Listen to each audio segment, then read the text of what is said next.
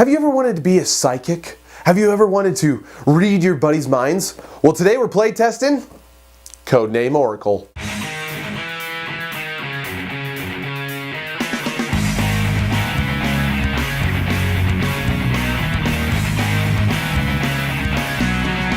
This is the main setup of the game right here.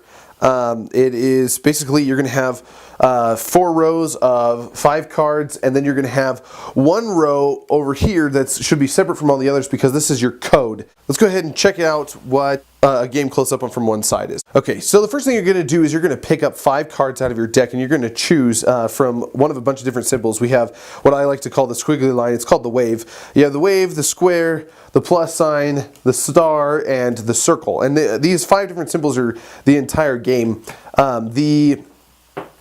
You're just going to pick 5 cards out of the entire deck and make that your code and put that face down at the very bottom row. And once you've done that, then that's basically kind of like your lifeline. There's 2 ways to win. You're going to have this little chart thing here, and it's going to basically tell you how many life points you have. It starts with 9, and if you run out of life points, you die. The other way is to basically guess your opponent's code line down here. Now, there's a bunch of different combos that you can do. The whole purpose of the game is you have a few different options. You can pick up any 2 cards and look at them for that turn. Then another thing you can do is you can swap 2 cards anywhere you want.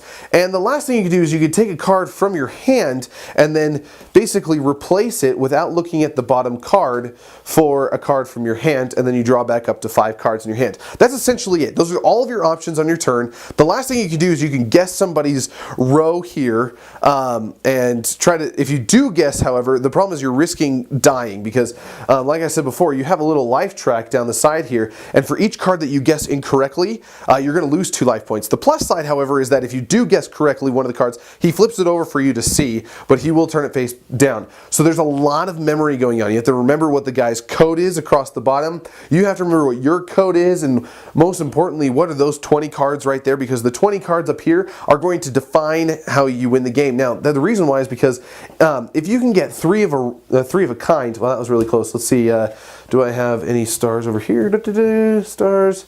Right.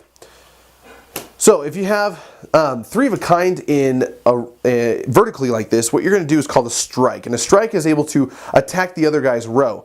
Now his row that's lined up with you is going to get attacked, and if he doesn't have a shield, which I'll explain in 2 seconds, is going to deal him 1 point of damage. Now each different symbol, however, has a different special ability. For example, when a star strikes, it gets plus 2 points. It deals 2 points as opposed to 1 point of damage, which he will take right here on his damage track and move it down and up as accordingly.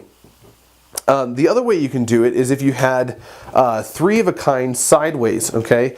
The reason, if you had 3 of a kind horizontally, that's what we call a shield. So if somebody did a strike, you can flip over. As long as the strike was in one of these 3 rows, then you can defend with these shields. Anyway, so that's basically it. You have strikes, you have shields, and the last one, but last but not least, is what is called a focus. And focuses do different things as well. Let's go ahead and take a look at this sheet a little bit closer.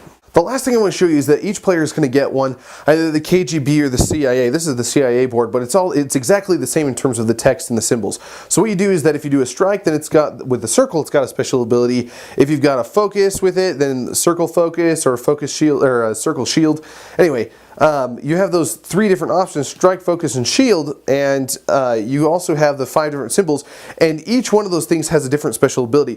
For example, circles are really good at figuring out what the other opponent's code cards are. The pluses give you life, and the stars deal extra damage, and the squares discard cards and things like that. And the squigglies or the waves, whatever you want to call them, they basically just mess up the game, and that's essentially it. If you, like I said before, if you get down to 0 life points, then you die. Most common way, but also you can remember the code as well as the other person. Codename Oracle. Well, let's go ahead and talk about it. What do I like about this game? I don't play a lot of memory games, not gonna lie. I know there's tons out there, but this one is definitely gonna rack your brain for memory. The only problem is, I think the cards are too big. Is it a design error? I'm not gonna say it is. I really don't like tiny cards. However, in this game, they definitely need it. Why? Because it's just 1 symbol. The theme is kind of original. The fact that you're trying to build psychics, I would have wished I was really a psychic.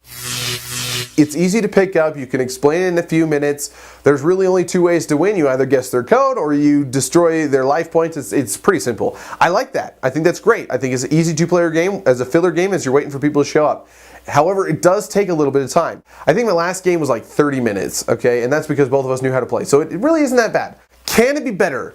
I don't know. Actually, you know what? It was fine. I mean, the chart can be kind of frustrating at first. I kind of wish there was a co-op version, okay? Not co-op. How do I put this? Team play. You can actually do that if you buy 2 copies. If you buy 2 copies, you and your buddy can go against him and his buddy or whatever and try to, I don't know, take out life points. You can put that as a variant. I don't know. Does it got game? Yeah. Does it got a lot of game?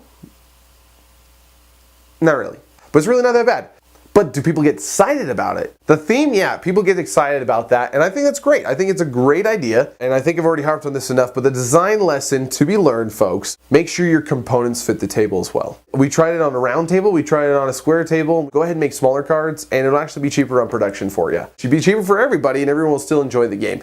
And that's probably where it should be at anyway. Definitely one to pick up if you're interested in 2-player games. Don't worry, just because it's a memory game is awesome, okay? It's not that bad. It's pretty fun. It's light. Well, I shouldn't say it's light. It's heavy on the mind, but easy to pick up. So, if you haven't already, go ahead and check out our other episodes. We have GotGameTesters, a Facebook page, a Twitter if you like that. We have Playtest HQ. Go ahead and check out our website, GotGameTesters.com. But please, most importantly, subscribe below and leave a comment. Stay tuned because we've got a lot of games on the way. We'll see you next time, folks, on GotGameTesters.